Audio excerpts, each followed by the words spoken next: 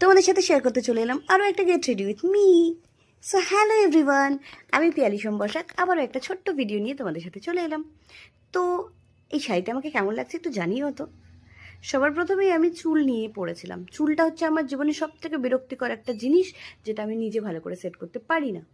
পাগল হয়ে যায় মাঝে মাঝে, আমি চুল নিয়ে ভাবি যে কী করবো, বাস শেষে গিয়ে একটা পেঁচিয়ে পুচিয়ে ক্লিপ দিয়ে চলে যাই।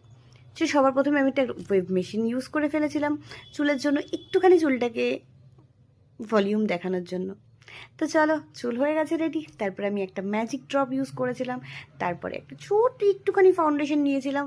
ফাউন্ডেশনকে ভালো করে ব্লেন্ড করে একটু কম্প্যাক্ট দিয়ে সেট করে নিয়েছিলাম, যেহেতু আমি খুব বেশি মেকআপ করবো না। ও হ্যাঁ, কন্ট্রোলটা দেখাতে ভুলে গেছি, যাই হোক কিছু মনে করো না। তারপর ব্লাশ দিয়ে হালকা করে আমি একটুখানি হাইলাইটার লাগিয়ে নিয়েছিলাম। যেহেতু আমি খুব অল্প মেকআপ করবো, তাই একটু একটু প্রোডাক্ট ইউজ করেছিলাম। আমি নিজে খুব একটা মেকআপ পছন্দ করি না। ও হ্যাঁ, তার মাঝখানে কিন্তু আমি আইশ্যাডো ইউজ করেছি, মাস্কারা তো তোমরা দেখতেই পারলে, লিপস্টিকও দেখতে পারলে। তো হ্যাঁ, দেখে কিন্তু অবশ্যই জানিও যে আমাকে কেমন লাগছে।